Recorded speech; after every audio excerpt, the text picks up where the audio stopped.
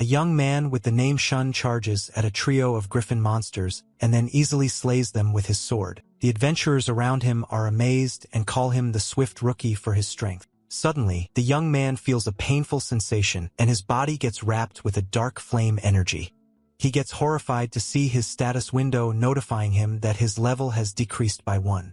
He feels frustrated that no matter how much he fights, his level keeps going down. He reviews that a skill is a special ability obtained by people upon reaching level 50. He cites the example that even a novice can turn into a master swordsman if granted a sword-related skill or a master magician if granted a magic-related skill. Knowing this, he desperately accumulated experience points until he reached level 50. The day came that he reached this level only for him to learn that his skill was called level down. At present, Shun is in a dungeon being beaten up by another young man named Gaza. The others in the party watch on with glee as their lord Gaza beats him up. They think that the Swift Rookie is a fool for talking back at their lord. Shun recalls how 5 years ago, everyone praised him as the Swift Rookie for his unprecedented growth. Unfortunately, he gained the skill of level down, which makes his level drop continuously every time he fights to the point that he has fallen to the strength of just an average man.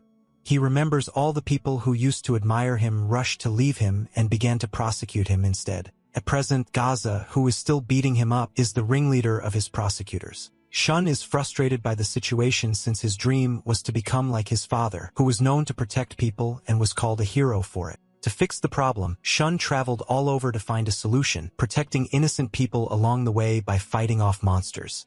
Those whom he protected came to admire him. To this day, he does not feel like he has made any progress since Gaza is able to beat him up without any effort. Gaza tells him that this is what he gets for being admired as the Swift Rookie. Shun talks back that the only reason he hates him is that he neglected leveling up. This only leads the bully to punch his face. Despite all that he has endured from his bully, Shun's face is filled with bravery and resolve while facing him.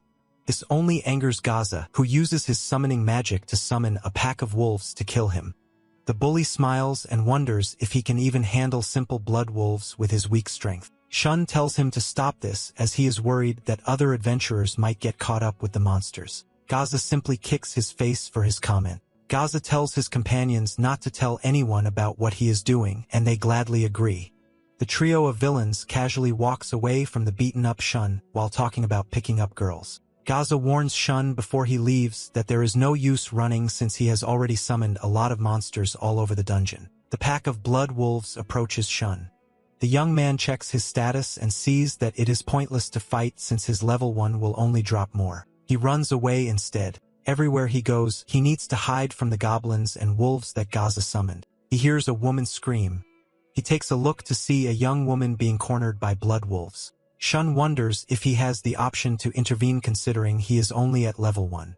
He decides with hesitation that the better option would be to wait until someone else helps her. As the wolves get closer to the woman, he tells himself that it is the right call. Despite this, he still rushes in front of the woman to protect her. He tells himself that he can still beat the monster despite his levels, and he already has experience fighting countless monsters.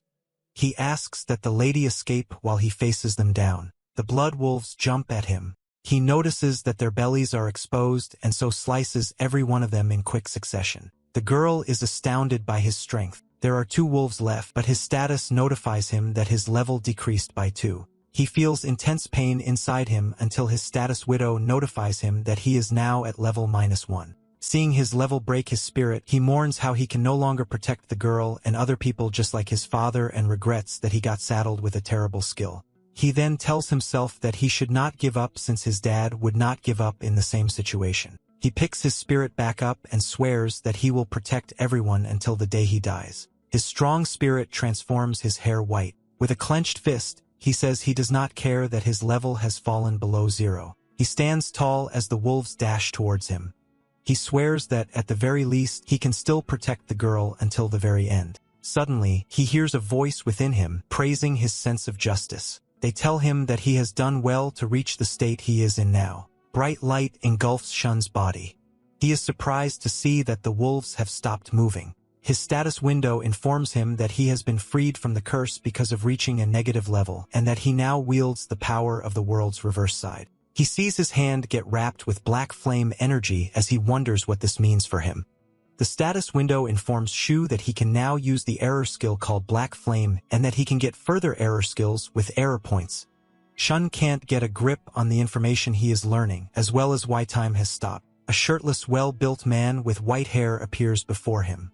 Shun recognizes him as the voice from before. The mystery man says that he will give him a quick rundown and then transform reality into an abstract-looking place of thought. He tells Shun that the world has been cursed, all thanks to the level system. Shun does not understand what he means when the level system makes people stronger. The man elaborates that the curse is that humans can't get any higher than the limit of level 99, and that he has been free from that curse, giving him the power that exists beyond the world's constraints. The man explains that the lower his level drops, the more he'll reclaim the power from the other side of the world. Once he does, he says his memories of his past will return. Suddenly, time starts up again, and Shun returns to the dungeon, while the wolves are in the middle of pouncing at him.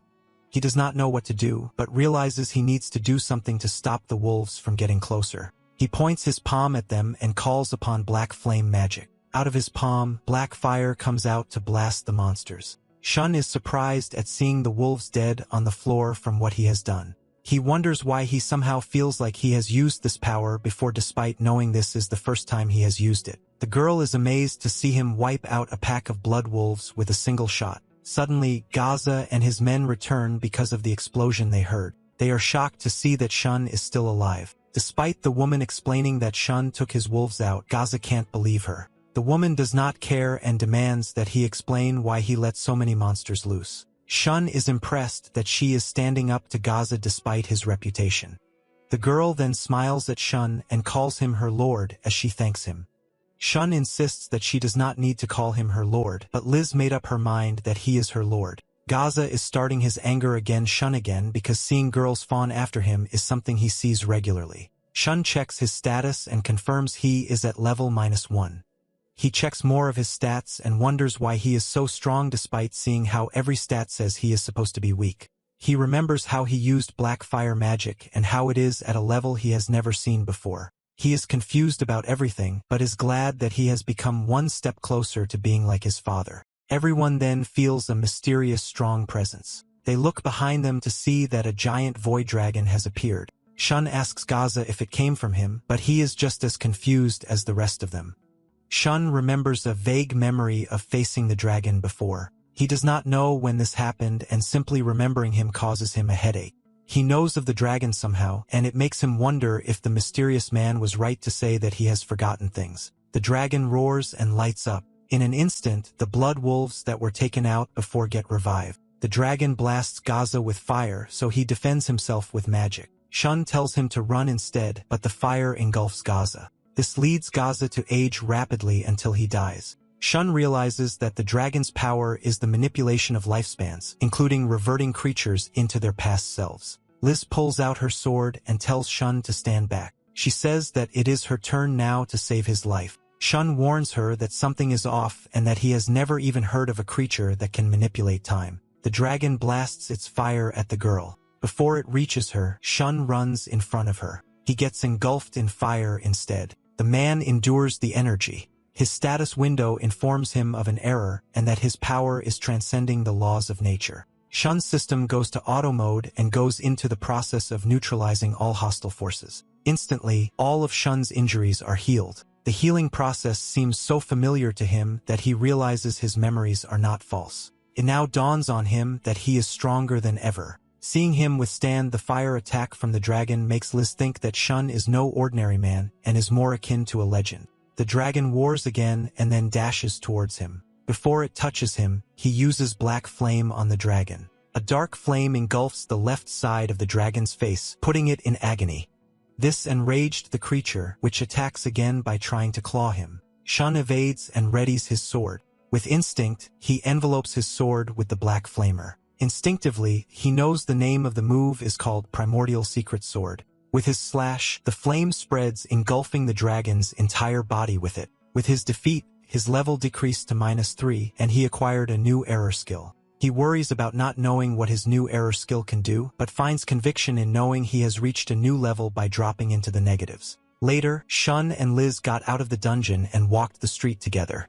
He asks Liz why she is following him. The girl says with full commitment that will go with him wherever he goes. It makes Shun uncomfortable that he is being admired so much since he does not think he is worthy of her thanks. Still, he sees no real reason to send her away and does not mind her company. Shun recalls picking up the monster drops after he defeated the dragon, and how he realized at that moment that it would be smarter to keep quiet about defeating the void dragon. He wonders how he must now proceed with his leveled-down abilities and discovery of forgotten memories. He decides that the first thing he needs to do for now is cash in the materials he got from the dungeon at the guild. Liz realizes what he is thinking and tells him that he does not need to go to the guild since she can take care of him. Shun hears passers-by talking about a rumor of a dragon of immeasurable level appearing. It worries him that the rumors will get out of hand. Liz tells him that she will keep quiet about him defeating the void dragon. Shun is shocked when she realizes instantly what he is thinking and finds that she is sharper than he was led to believe. He smiles back at her and thanks her for keeping his secret. Later, the duo arrives at the Adventurers Guild. The moment Shun enters, people start talking about him and how pathetic he is for still being an adventurer despite his weak skill. Liz finds the people rude for openly talking about him, but Shun does not mind and asks that she ignore them. It reminds him that he should keep quiet about his error skills. He goes to the receptionist's table to exchange the materials he got from the dungeon for cash. The receptionist checks his records first. It worries Shun that this might lead her to finding out about the void dragon. The receptionist informs him of the powerful monster reported near the dungeon he went to, and also informs him that Gaza has not come back yet. She is relieved to see that Shun is okay. A mysterious voice suddenly yells at the receptionist to wait. Everyone in the guild sees a magic circle appear above them. Black lightning strikes down, and at the spot in the land appears a beautiful woman. Shun recognizes her as the S-rank sword adventurer known as Yuri the Phantom, one of the most powerful adventurers alive who specializes in casting illusions. Yuri tells the receptionist about the monster sighting and how she found no monster when she got to the dungeon. She continues to say that all she found were a bunch of dead blood wolves scattered around. Her eyes go to Shun, and she asks him if he knows anything about where the void dragon went. Her fragrance lets Shun know that she is dangerous. A guy tells Yuri that there is no way Shun could take down a dragon since he is a guy who possesses that level of skill and would not be able to even take on a pack of blood wolves. Yuri smiles at the guy only to glare at him the next second. With a simple stare, the guy feels like he is being choked. She does not care that the guy is agonizing and refocuses on Shun again. Shun denies knowing anything about anything she is talking about. Yuri seemingly accepts his answer, only to rush at him with a sword. He is about to block her, only to realize that the woman in front of him is an illusion and that Yuri is actually behind him. He takes out his sword, coats it with black flame, and then blocks her strike. Yuri is glad to see his unusual power. She continues on the offensive. Shun blocks her next strike only for her to reappear at his side. She demands to know what he is hiding so hard. She assures him that she is an ally of justice and is tracking the mastermind behind the monster incidents. She threatens to finish him off if he just so happens to be on the side of the mastermind. Shun looks around to see that people are shocked by the power he has shown. He finds that he has no choice but to unleash his second error skill. Now that Shun's power has been exposed to the public, he feels like he has no choice but to go all out. He unleashes his second error skill called Law of Attack and swings his sword. Yuri blocked his attack, but she could tell that his power spiked. She gets taken aback and she steps back away from him. The people watching are shocked that a nobody like Shun is able to hold his own against Yuri. Among the crowd is Liz, who looks smug, hearing the others praise her lord. Yuri smiles that she has come across a worthy adversary. Meanwhile, Shun is feeling his new ability and how it boosted his attack power. He checks his status and sees that he is 10 times more powerful than his normal strength. He wonders how this is possible when attack power does not usually change unless one levels up. Yuri puts her finger near her mouth, which suddenly transports Shun to a chaotic village being destroyed by monsters. The villagers running away from the monsters pass Shun by like he is a ghost. He realizes that Yuri is showing him a realistic illusion. Yuri is among the chaos of the village observing Shun. She is impressed that he managed to assess the situation calmly. She can tell from how used he is to the carnage-filled scene that he is probably not an informant for the enemy side. It leads the woman to take him out of the illusion and apologize for being suspicious of him as an enemy. She came to realize that he is just a man who wanted to avoid trouble. Now that they are not fighting, she praises him for being able to stand toe-to-toe with her in battle. She also releases the one she magically suffocated. She apologizes to the man, but in a threatening manner. The man still feels so scared around her that he and his companion run away. To apologize to Shun, she promises to do something nice for him. She asks that they take a seat for her to explain things. Shun, Liz, and Yuri sit down at a table, but all the men in the guild line up at their table to plead for Yuri's affection. She tells the men that she will give them attention in about 10 years, so they back away from their table to give them space. Yuri then goes on to ask Shun to go out with her. The crowd suddenly gets silenced. Rise objects and tells her she can't just tell him that out of public decency. She corrects herself and says that what she actually meant is that she wants him to work with the elite organization of Leventine. Shun reviews that Leventine is the kingdom's most prestigious organization filled with only S-rank adventurers. In recent years, error monsters with immeasurable levels, like the Void Dragon, have been appearing. They are so powerful that even one of these error monsters can wipe out an entire town or village. Leventine is the elite organization formed as a countermeasure. Shun asks why she wants him when his power level has dropped to the point that he is the absolute worst of E-rank. Yuri says it does not matter if he was the one who brought down the Void Dragon. She says that since error monsters are so powerful, she is always willing to scout anyone who has the slightest hint of potential. Shun still feels off about the whole thing, especially since he is uncomfortable that he is being recruited in front of a large crowd. Yuri tells him that being recruited to Leventine is the highest honor, and so every adventurer watching them right now is jealous. He reminds him that this is an opportunity for him to get back at all the people who looked down on him up until now. Sean hears all their whispers about how they are jealous that he is being scouted by Leventine. He remembers how he was so alone before because no one believed in him. He admits that he is happy just to be recognized. He remembers the day when his father was about to go outside the door and he was just a little boy begging him to stay. His father tells him that it was unfortunate that he had to go, but promises that he will come back for him someday. He ran to get to his father and begged him to stay with him. It reminds him that he still holds the promise of finding his father someday. Yuri assumes that Shun has accepted her offer and holds his hand for them to leave together. Everyone is jealous as the woman wraps herself around him. Shun regrets to tell her that he does not accept her offer. Suddenly, Shun gets weaker and he can tell that it is Yuri's doing. The woman gently puts him in an embrace and tells him that she just has to take him by force. Shun can tell that he is in a trance in the way his head is all foggy and can tell that it is Yuri who is doing it to him. A goddess-like image of Yuri appears before him and is tempting him to come with her. The illusion is so overwhelming that it puts him on his knees. Shun calmly tells Yuri that while he is honored by her invitation, he can't accept it because there is something else he needs to do. The woman is surprised that he is able to escape her illusion and talk to her. Liz pulls Shun back away from Yuri and tells the woman to step back and stop her pestering. Yuri gives in to forcing him and asks instead what he knows about why the Void Dragon appeared. Shun is curious about the mystery himself. He reviews how when he encountered the dragon, he did not sense its presence coming and wonders why that is.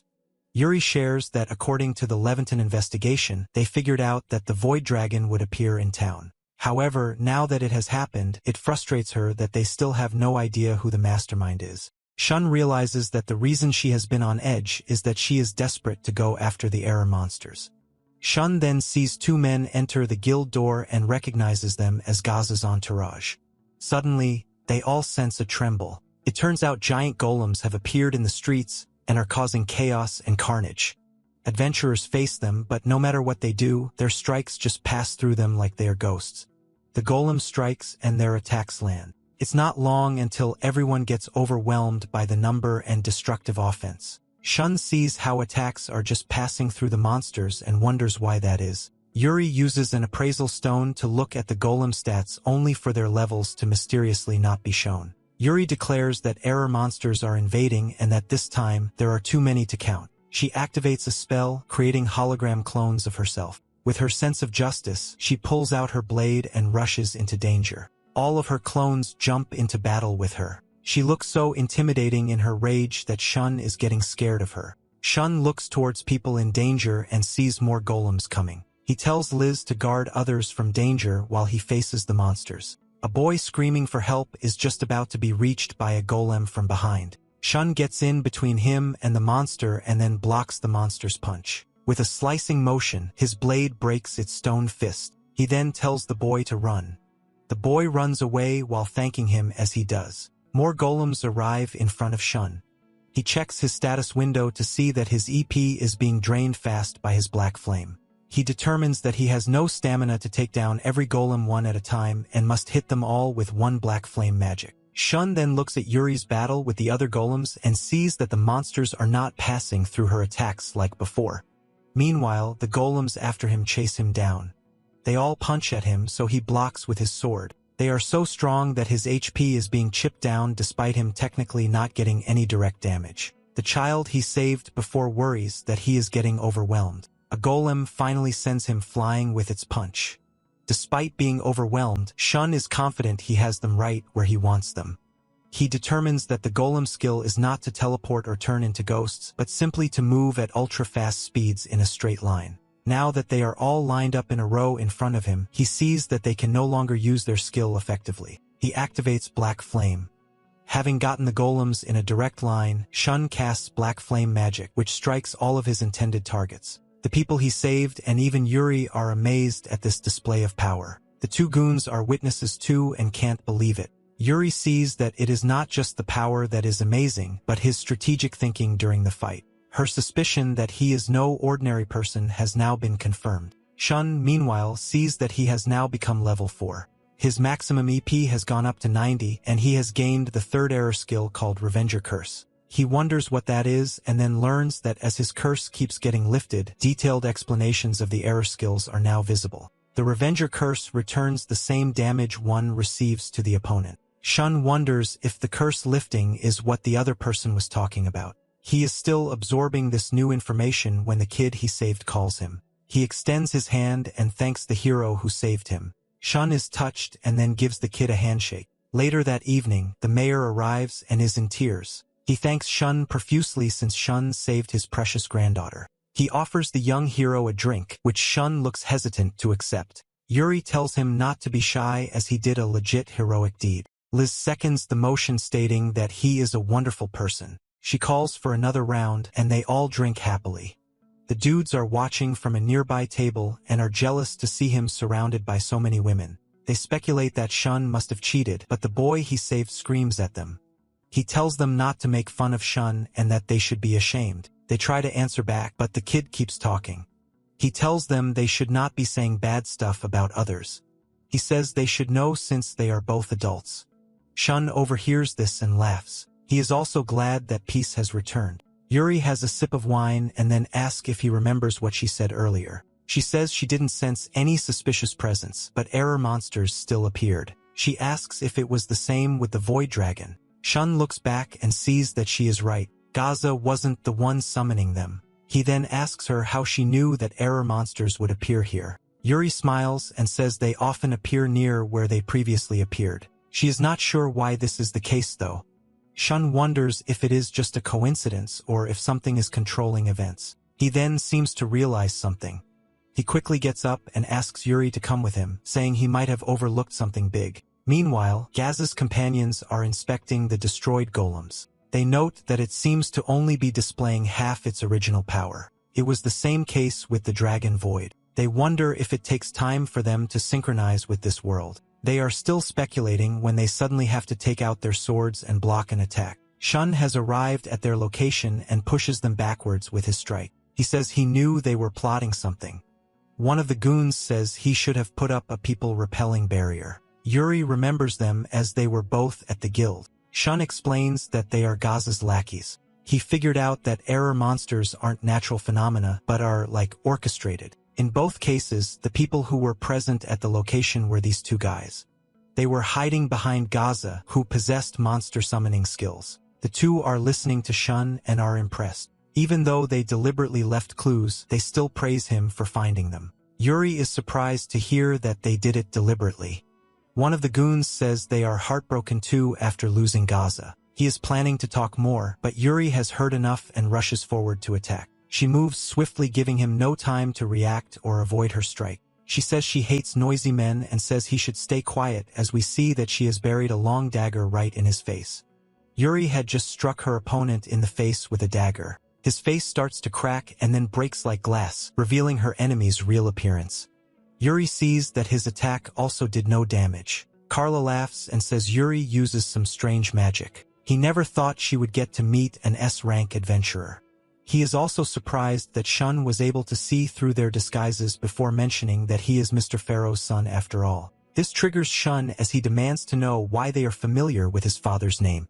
Carlo is about to answer, but his companion stops him, saying he should not reveal too much. Shun's anger has been kindled and a black aura starts emanating from him.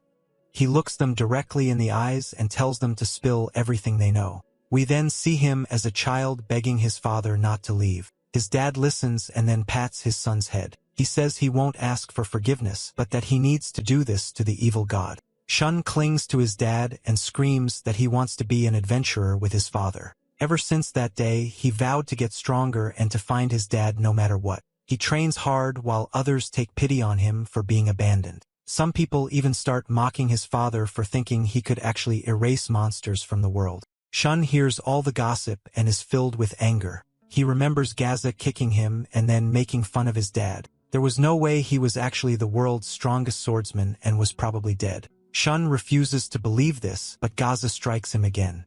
Shun remembers how helpless he used to be as he gives his enemies a chance to answer his question. The aura around him gets stronger as his enemy replies that he should just give up and stay quiet. Shun then moves at him at such a quick speed that he is caught off guard. He is barely able to shield himself with his hands as Shun strikes him hard, sending him flying backwards. Carlo is surprised and then smiles and finds it amazing.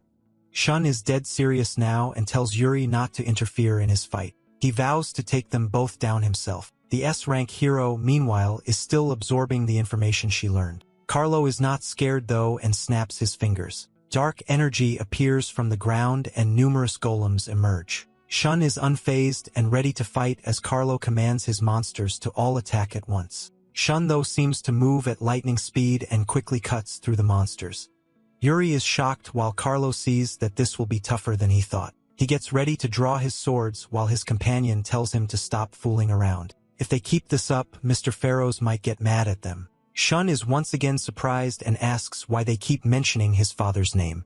Carlo chuckles and tells him to just forget what he heard. Shun is once again on him in an instant and delivers a powerful slash.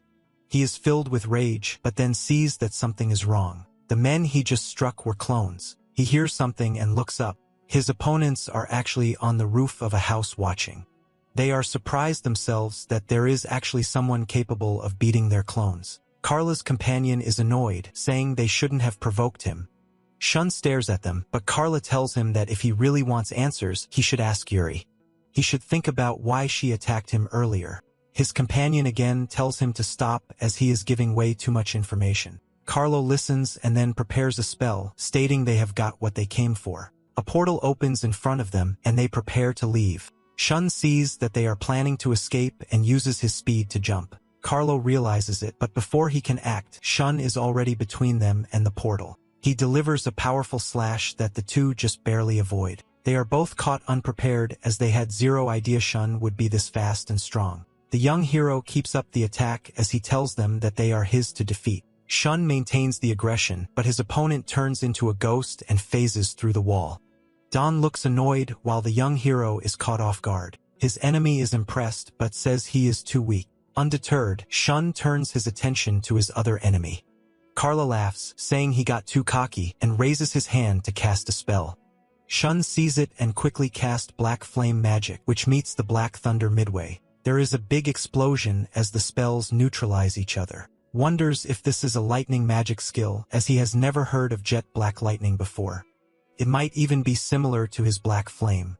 Carlo, meanwhile, has now confirmed that he is capable of using the same power from the other side as them. Shun wonders what is going on. His enemies are equally surprised as it is unheard of for someone to awaken this level of power on their own. Don asks Shun if he would consider coming with them. The young hero is angered at the suggestions and replies that they should be the ones surrendering. He charges at them while Carlo laughs at his companion's failed attempt at negotiation. He then says that they now have no choice but to kill him. Shun attacks again, but Carlo blocks his attack as his dagger seems to teleport. He thrusts it at Shun's eye, but the young hero is able to jump back in the nick of time. He wonders what just happened as Carlo wonders if he really is the pharaoh's son. Shun moves into a different stance and then tries a wide slash. Carlo vanishes from in front though and rematerializes behind him. Shun realizes he can't win by normal means, but then gets an idea. Yuri dashes forward to help, but he tells her to stay back and that he is fine. He unleashes his full dark aura and then challenges his two opponents to come right at him. Carlo is impressed at this display of power, but finds it all a bit reckless. Don says not to underestimate him and that they should use their strongest attack. Carlo likes the idea of going out with a bang, and they both begin charging up. Don then swings his weapon, and a multitude of swords appear around him.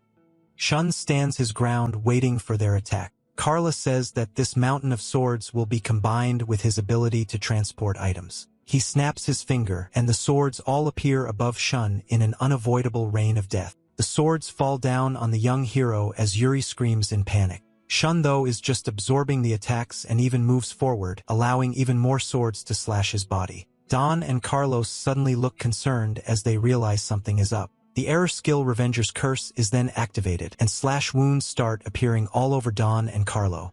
They receive the same amount of damage as Shun, who is still walking towards them. Don is filled with disbelief that he could use this skill, while Carlo starts laughing maniacally, realizing they have been outsmarted. Shun is now right in front of them and raises his sword. He delivers the finishing blow, the God of Fire attack, which strikes them both, ending the battle. Yuri is amazed to see this and then cast a binding spell on the two enemies, then burst out in laughter stating that Lord Pharaoh's son did not disappoint. He says it is a shame as there is a better path, but Shun gives him a neck chop, cutting him off. He stands victorious above his enemies and says they are both getting on his nerves. The battle was over, and the two intruders were unconscious on the ground. However, quickly Shun's hair turned dark and his breathing grew ragged. Finally, the young man succumbs to his exhaustion and falls to Yuri's arms. Despite nearly dying himself, he worries about her first. The things he just did were out of the norm, and she recognizes the power he just used. He gestures to the people on the ground, worried that they might wake up. So she assures him that she's already on it. Already accustomed to it, the S-ranker immediately called guild members as soon as they noticed something. That said, they arrived just a tad too late as usual. The generous woman offers him a large bottle and says it's her superior health recovery potion. Seeing him hesitate, she offers to help him drink it directly, but he urgently declines and quickly chugs down on the red contents.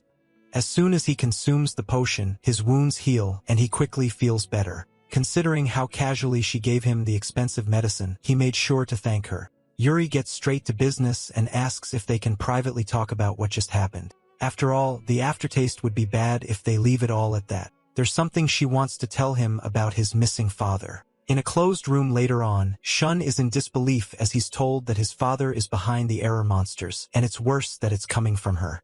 The S-ranker understands his feelings, but Leventine reached that conclusion 5 years ago. It's the reason she was initially wary of him when they met, and the people from earlier also hinted at Pharaoh's involvement. From now on, the organization's investigation on him will probably intensify even further. It's undoubtedly shocking, but can't be helped. The boy's father was a skilled adventurer everyone knew. Even among S-rankers, he was exceptionally strong, and they couldn't defeat him in spars even if they all banded together. However, from the day he fought the evil lord, things changed. Yuri apologizes, saying she at least wanted to tell him this personally. While she tries to ease him into it, he speaks flatly, understanding the situation. Scouting him for Leventine wasn't just because of the Void Dragon, but to keep him under surveillance. Her silence confirms it. The odd young man can't be allowed to hide things just as his father did. In the end, they're all just trying to do the best for their nation, but she won't force him to accept her recruitment offer. He recalls Carla's provocation, telling him to ask Yuri if he wants any more details. However, there's no need for consideration, and he personally asks to join Leventine. His conclusion shocks her. If she's pursuing his father, then their interests align, as Shun has also been continuing as an adventurer to meet the parent that disappeared. Before she could respond, Liz suddenly burst into the room, struck and nearly bawling her eyes out. With a worried expression, she asks if he's going somewhere.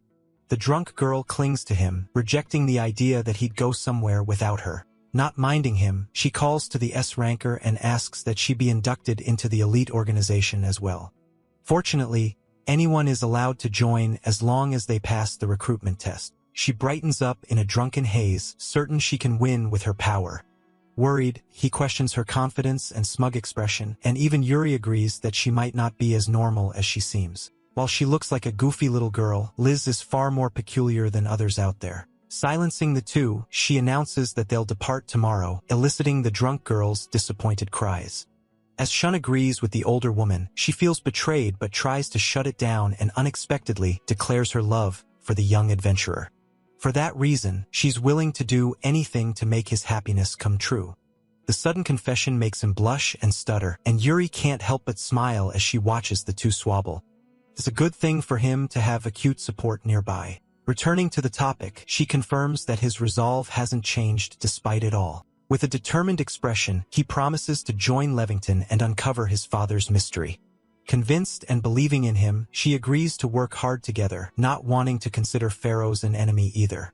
On that note, Sean tells his father to wait for him, as he'll be catching up to him soon enough. Soon enough, the group reaches Leventine's headquarters city Windsor. It was busy with stalls and bustling with people. Looking around, it was obvious that today was not a normal day. Yuri explains that the organization's open recruitment test has become a local attraction.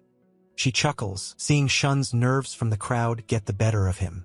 The test involves a duel with the examiners, and people come from far away to watch this. With that said, there's no need for him to worry since she survived her attacks after all. Liz finally chimes in, brightly saying that there must not be any monsters like Yuri. The S ranker is stunned, not expecting to be so blatantly called a monster to her face. Moving on, she leads them to the headquarters reception area. The building was huge, almost comparable to a royal castle. As soon as they entered, a couple of staff members rushed to greet them. The women quickly gather around Yuri, welcoming the top member back. They've been waiting for her after hearing that she's captured an enemy executive of unknown identity. Shun then chimed in and asked who the girls were. Despite his smile, they respond with hostility, indignant that he's speaking so casually to their sister. The S ranker explains that he's the one mentioned in her report and was going to take the admission test. They continue to take jabs at the unremarkable child, insisting that he must have stolen her achievement. This time, it's Liz's turn to respond, offended by how they're speaking about him.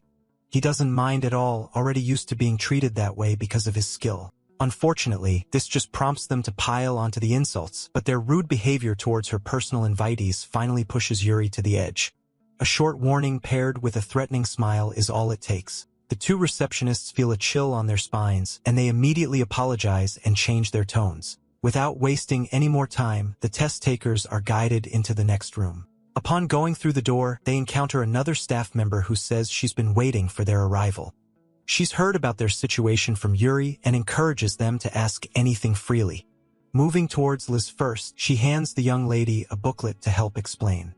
As she was about to take the materials into her hands, Shun noticed something odd and couldn't shake the strange feeling.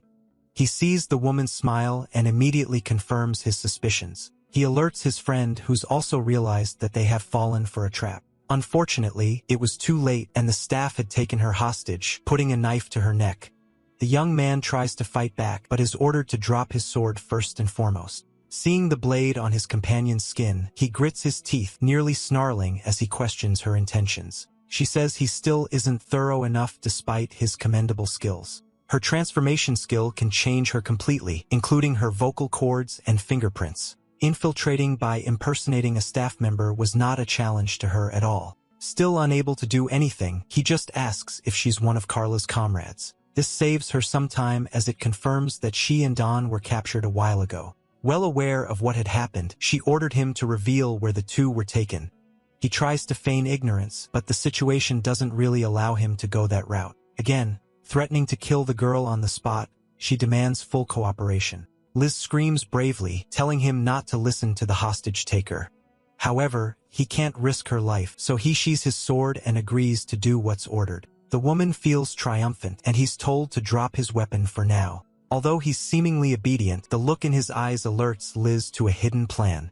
Just then, a fiery power enveloped her body, filling her with strength. Both women realized what was happening, and his comrade recognized the aim behind his actions. With a loud scream, she grips the arm that was around her shoulders and quickly throws the imposter down to the ground. The unexpected strength takes her by surprise and Shun chuckles at the sight of his successful plan. It was a gamble as he didn't know if the principle of attack skill could be passed on to others. She's even more surprised, not thinking that he actually did it on purpose. He moves in and swings to end it all in one go, sending her crashing hard into the wall. With this, there are no other suspicious presences nearby, but they might also be hiding like she did. The young man screams, alerting everyone about the situation, and even asks for help in any way. Witnessing his quick response, the woman can't help but smile. She commends the two for doing so well and announces that they passed the preliminary test. The two confused applicants are told that the hostage-taking was also part of the exam. Surprisingly docile all of a sudden, the woman apologizes for surprising them. Shun sighs in relief but already has an idea of why they were specifically being tested. Leventine cannot blindly accept someone who could be an enemy informant. Would he betray them for the other side, and could he overcome the crisis on top of that? Those were the questions the double test was set up for. He starts to sulk, now understanding why they're considered an elite organization in the kingdom. Fortunately, he's remarkably quick-witted, and Liz did extremely well too. The girl gives her usual bright smile, saying she's used to it. That said, that stage was only a preliminary, and the real test starts in a bit. The challenges from then on won't be so forgiving, and they should be prepared to face them. Outside, the arena roared with cheers as the sounds of metal clashed. Hopeful applicants fell to the examiners, and the cheering grew even louder.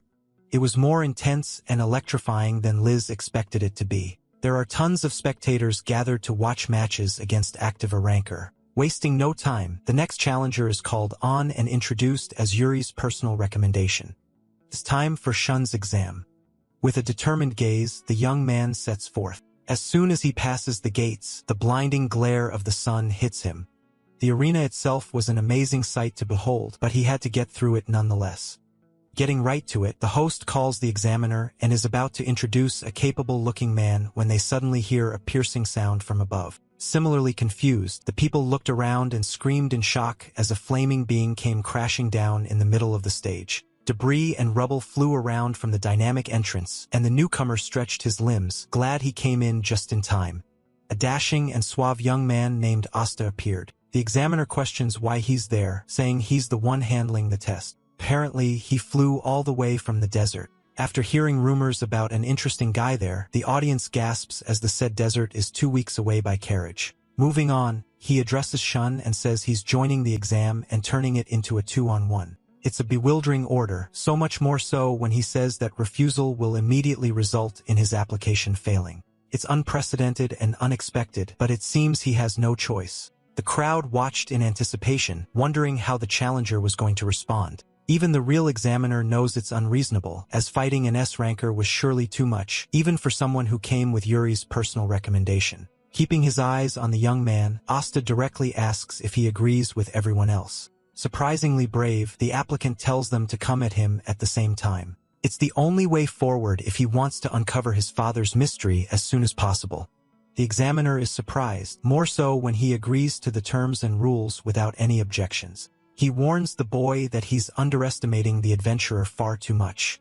Just then, Asta reaches his limit and tells him not to interfere, especially since the challenger is okay with it. Met with a threatening glare, the ranker has no choice but to step back. Just then, power surged throughout his body, manifesting in different forms. Shock waves from his sheer manner reached the audience, who were now silently covering their bodies from the rubble. Sean had heard of this from somewhere. Each person receives one skill, and there are rare but miraculous instances of people receiving multiple. Asta is exactly that genius who not only has one skill, but has mastered 4 elements already. He smiles, saying Shun has traces of pharaohs just as he expected. Quickly earning his provocation, he looks forward to the type of battle that the son of the legendary adventurer will show all of them there. As soon as they started, he used superhuman techniques and mixed 4 attributes into one spell. As the wild power surged forward, Chun pushed his hand in retaliation, activating his black flame magic.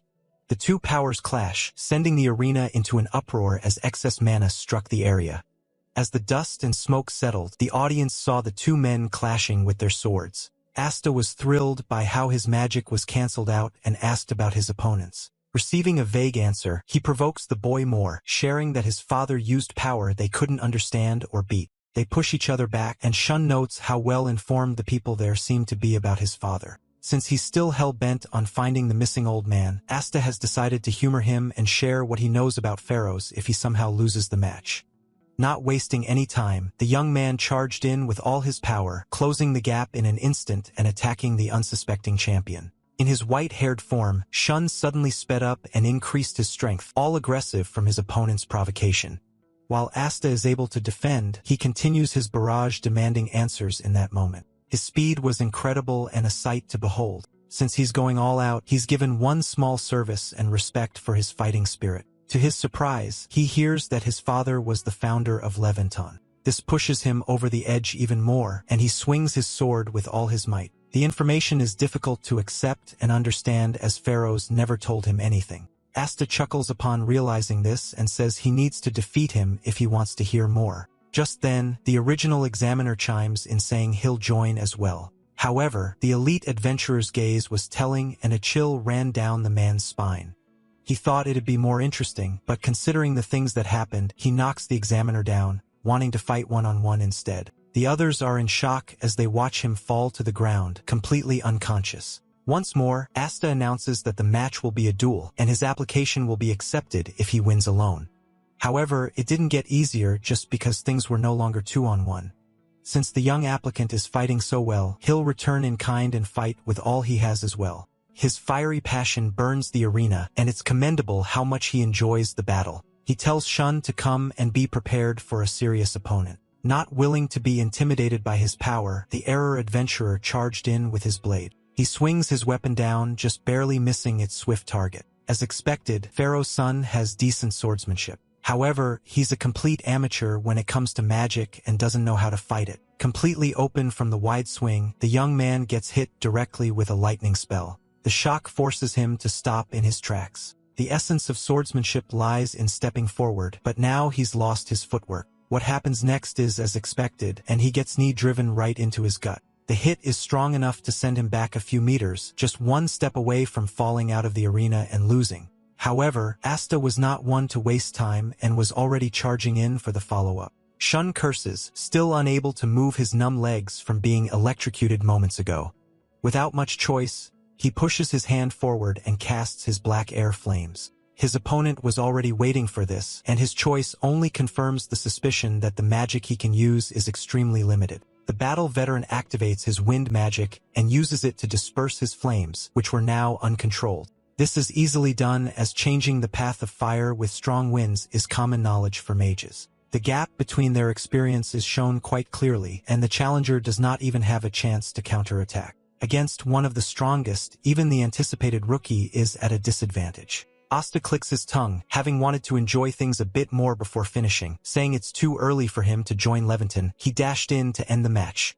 Just then, Shun's gaze changed into something eerily fierce, alerting the S-ranker's senses. Suddenly, he was moving past the paralysis and swinging the Kajitsuchi with all his strength. Sent flying from the sheer force, Asta tries to fight back and shoots lightning at him again, but they failed to get through the challenger's barrier of flames, which was completely protecting his body.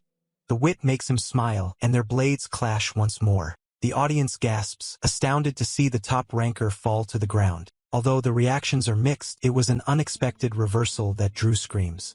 Asti gets back on his feet, grimacing from the damage he took. As battle craze is always, he laughs it off and praises his opponent. With extraordinary control, he absorbed his flames and increased his attack power. This was unthinkable earlier, and it's obvious that he grew during their battle. With that said, his flames begin to subside. After all, just cladding himself in that power would drain a normal person's stamina instantly. He has no intention of giving up despite this and grips his weapon tight. While he's still rough around the edges, Shun might actually be able to outwit his father. As he was trying to understand what that means, Asta suddenly concedes and announces his loss. The entire arena is silent except for a collective gasp. After a moment, reality hits, and everyone finally lets their shock out. The crowd erupts from the massive upset, and Shun emerges as the victor of the completely unreasonable match.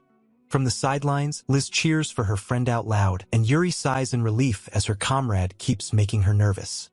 Meanwhile, the surprised challenger asks why he gave up when he likely has strength left. Not everyone would notice, but if Asta actually got serious, then the entire area would be eradicated by his power. It's quite the claim, but aside from that, a test asking an applicant to beat an S-ranker is simply irrational. With that said, the young man's recruitment is confirmed with this victory.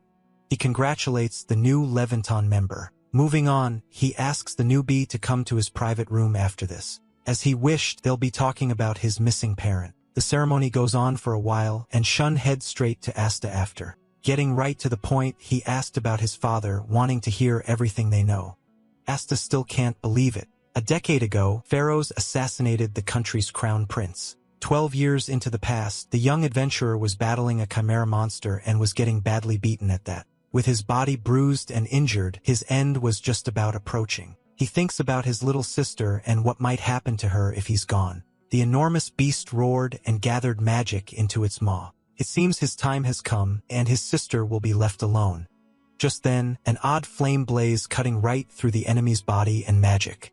He was saved. It was the first time he met pharaohs, who then checked on his condition. Without hesitation, he tosses the boy a bottle and tells him to use it. It was an X potion, an extremely expensive recovery item, and it was being given so casually. Not minding, the man says they're in what used to be an enemy research facility. Before Asta could pry and ask any more questions, his savior lights a match and tosses it over to the beast's body. He's shocked as it immediately began to catch flame. Protesting, he says the subjugation won't be recognized if the head isn't brought back to the guild.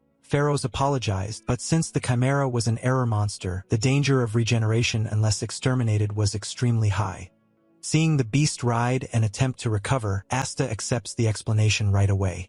It's an existence that came from outside their world and can eradicate countries. The adventurer cuts it into pieces in an instant and follows up by burning chunks with his signature flames. The young man was in absolute awe, witnessing such incredible swordsmanship and unique magic for the first time. He calls out and basically begs to be taken as his disciple, insistent on learning all he can from the skilled warrior. Pharaohs walked away back then, as his power is not one that can be mastered by those of their dimension. Asta insisted on doing so. And after that, elite adventurers were gathered and Leventine was created, not only to protect the country, but the entire world from error monsters.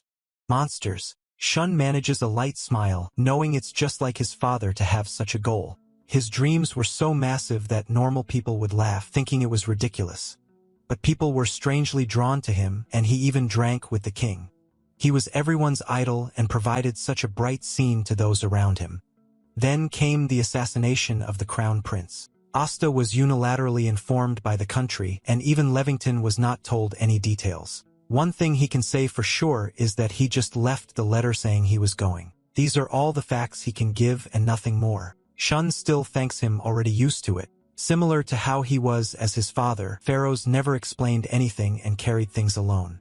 Of course, his mother was distraught when he disappeared without a word. With this, Asta also refuses to believe that the old man is an enemy. As fellow Leventine members, they can now chase after him together. The two young men agree, forming a brand new goal to reach for. Moving on, he asks Shun about his relationship with Liz. Despite how close they seem, she actually just forced herself onto his journey, and he doesn't really know her all that well. The girl struggled with the wolves back then, but was now doing well against the examiner. He can't help but be confused. While all this was happening, sweat dripped on the cold hard ground. Carla laughs, chained up in an underground prison and undergoing heinous torture. He glares at the authorities, saying they embody the country's ugliness. The criminal is whacked across the face once more and called a terrorist to the nation. For some reason, the smile on his face doesn't disappear. Calling to pharaohs, his body suddenly welled with magic as he promised to follow his beloved leader. Just then, the prison exploded. The two young men turned to Liz, who is still locked in an intense battle with her examiner. Seeing her perform so well against an ranker, Shun couldn't believe that it's the same person he's been with. After all, couldn't even do anything against a low-rank wolf when he first met her. The story makes Asta laugh, understanding that the young lady must be quite the deceiver. To him, she's probably in a ranker or higher, and it'd be impossible to struggle against weak monsters. As he says this, Liz's attack lands on the examiner, and she emerges as the victor of the match. The genius laughs out loud, delighted that she had finally won her match. That said, a thought enters his mind, seeing that she only registered her first name. He isn't able to think about it more as they hear a huge explosion from nearby. From several streets away, they see smoke billowing out of a huge fire. People were running, escaping from what might be an attacker. Upon seeing the location of the flames, the two realized that it's where the underground prison was hidden and is also where Carlo and Don were supposed to be. It should be an impregnable prison for heinous criminals, but impregnable doesn't seem right now. As Shunt stood around, wondering if the evil people did something again, Asta was already moving. Surrounded by wind magic, he starts to levitate, rushing to get to the source and fight an interesting battle. The other young man was jealous, unable to fly unlike his peer since they can't afford to be late. They decide to leave Liz behind for now. The genius was zooming past the streets, leaving everything in his dust, including Shun. Just then, he gets an idea and applies his empowering skill onto his legs. Before he knew it, he was leaping tens of meters forward and was able to keep up with the adventurer who was flying. As expected, the power of his kicks is also greatly increased, allowing him to cover great distances. Seeing him move from roof to roof, Asta was absolutely elated by how interesting he is. Together, the two sped towards the fire side by side, and it was as if he didn't just have a match a few moments ago. Soon enough, they reached the source of the commotion and hear screams of terror ringing throughout the area. A horrific sight greets them. Dragons, all of which were so high level and unappraisal, covered the sky.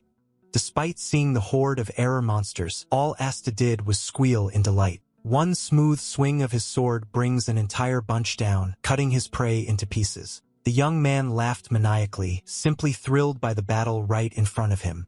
However, the monsters he just hacked into pieces began to bubble. The two looked on in surprise and watched as the injured dragons instantly regenerated, soon taking to the skies once again. Instead of being daunted, the S-ranker calls it convenient as it'd offer him even more chances to continue fighting. As he was about to charge at another one, a familiar voice called out, saying he shouldn't have fun all on his own.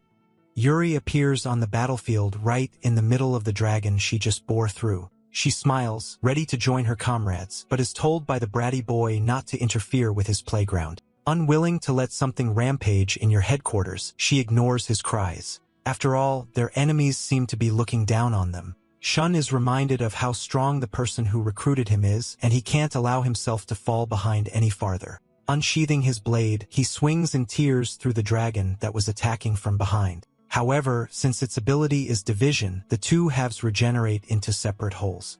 He only has a few mana points left, but he has to do what he can with it. With Kajitsuchi, he cuts the beast with flames that stop it from reviving. Asta was similarly impressive as he continued to fire magic without damaging the city. However, there were simply too many enemies. Fortunately, the dragon he just slayed gave him enough points to level up, boosting his mana and unlocking a new skill, Time Acceleration.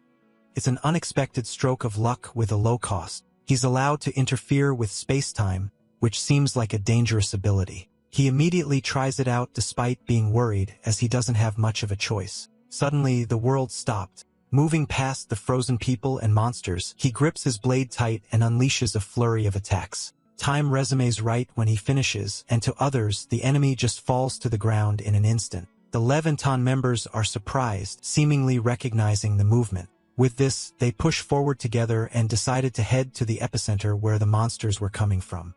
Yuri offers to stay back to hold the horde off while they strike the source of their troubles. Since he's so intent on getting information about his father, she tells Shun to force it out of them. He's surprised by the sudden encouragement, but it works and puts him on his way to the enemy. There, they see a man standing over a glowing pool, which the error dragons were emerging from. Seeing him for the first time, they immediately know that he's behind the atrocities that were going on.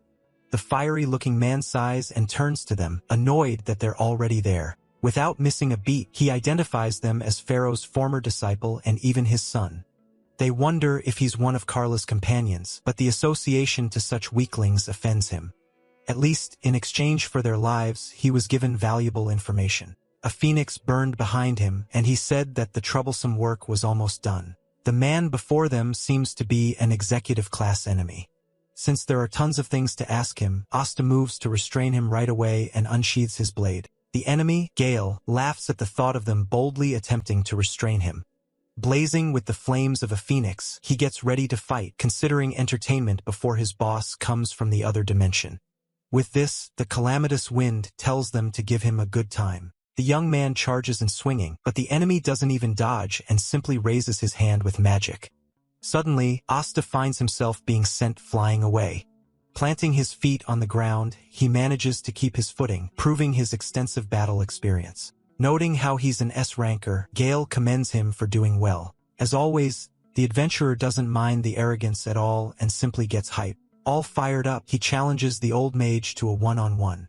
Shun attempts to step in and join, knowing it's the logical and smart thing to do, but the battle-hungry adventurer couldn't help but feel a tingle upon seeing his magic. His happy-go-lucky attitude amuses the enemy since there aren't many who can stay calm before him. Asta tells him not to praise him too much if he doesn't want him to get all excited. In that instant, the young man appeared swinging his blade inches from his target. Gale is surprised by his speed, not expecting it, but still manages to defend against the surprise attack. He commends the boy again, delighted that people like him exist in that dimension. Meeting the adventurer's bright and willful eyes, the intruder raises his blade and tells him to consider it an honor. For the first time in decades, he's gonna fight seriously just a little bit. Asta strikes first, slashing at the target's body, but doesn't feel any resistance despite aiming well.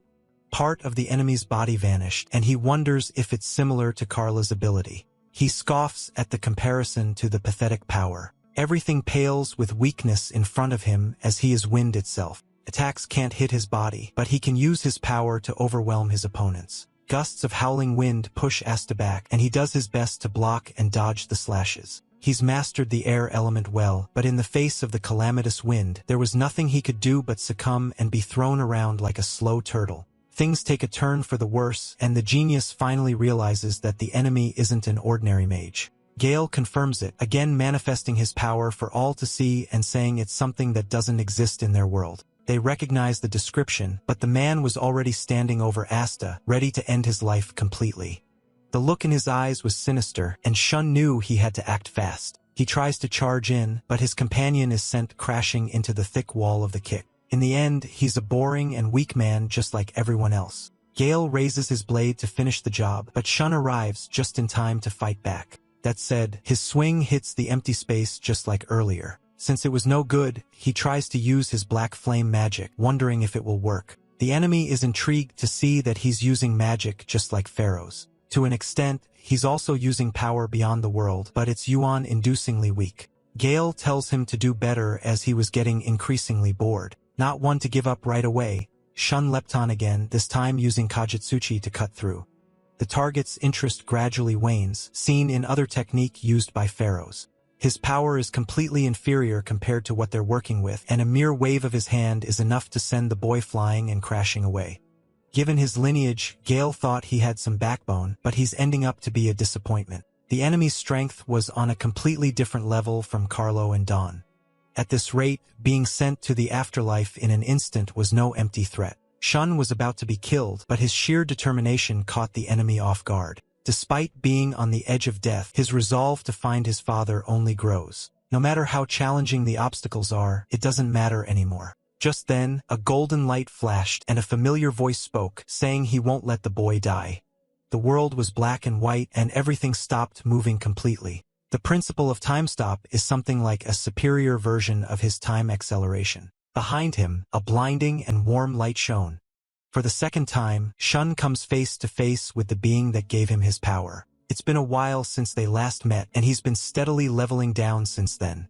Thanks to that, the curse has weakened, and the man can interfere with the dimension just a bit. Like before, the boy knows that they don't have much time together. Since he's fairly quick on the uptake, they make the most of their time, and his memories, which contain the key to defeating Gale, are gradually unlocked. Standing before a fallen monster, he sees a bunch of civilians thanking him and calling him by a title. In his white-haired form, sheathes his blade. The rest of the memories rush into his mind, and he's shocked by what he sees. He's told to continue lowering his level. And once the curse is lifted, he'll be just like he was before, the soul's strongest. The flow of time resumes. Gale furrows his brows, getting a strange feeling, uncanny similar to when one manipulates time. It should be impossible, but to his shock, he sees Shun's empowered form and recognizes someone familiar. The young man has always wondered about his appearance and why it comes and goes. Now, he finally understands that it's his previous life's form. Power surge around him, flowing like a controlled blaze. The enemy is obviously affected, recognizing the power. Meanwhile, he finally understands what the fragments of memories were indicating. In an instant, he appears inches away from the calamitous wind. In his old life, he was apparently the one who mastered swordsmanship to its peak and was called the Sword Saint. The memories flashing in Shun's mind must be related to that time. To Gale's surprise, the slash cuts through his body made of wind, and he actually takes damage from the hit. Since he's using time acceleration, which interferes with space-time, he can slice through space itself. But how long can he keep this power and composure up? He leapt into action, agreeing that he can't maintain this form for too long and must end things fast. The enemy appears in his blind spot, but he defends with movements comparable to his past life. Since he's pushed to the edge, the look in his eyes changes and Gale notices what he's intending to do as well. He was going to settle things with one strike. Taking on the sword's second form, Shun stepped forward, severing space and time to unleash a flurry of cuts onto the enemy. Although suffering from several hits, the enemy smiles and commends him, as it's been a while since he last received so much damage. It was time to restrain him, but Gale was far from surrendering to a fledgling who's only started to learn about his powers. The ground beneath him burst open, and the fissures spread across the entire perimeter. Unfortunately for them, he's already achieved his objective of disposing of Carlo and Don and destroying the city. A raging phoenix made of pure flames flew out, towering over everything, and began shooting fireballs all around. Shun wants to do something, but he's already at his limit and is reverting to his normal form. The ability's backlash was hitting hard, and neither he nor Asta had the strength to keep fighting. As Gale promised to wipe the city clean, a voice rejected the idea. Countless orbs of ice magic appeared, all intercepting the fireballs shot by the phoenix. Liz appeared with a bunch of mages who were doing their best to fight fire with ice. She apologizes for taking so long, as it took a while to gather those who were at the venue. The men are confused at first, but finally see the countless adventurers behind her, all of whom took care of the dragons and were ready for battle. Gale was infuriated, and Liz finally revealed her true identity, introducing herself as the first princess of the country. Alright, that's the end of the story. Thanks for watching. See you in the next one.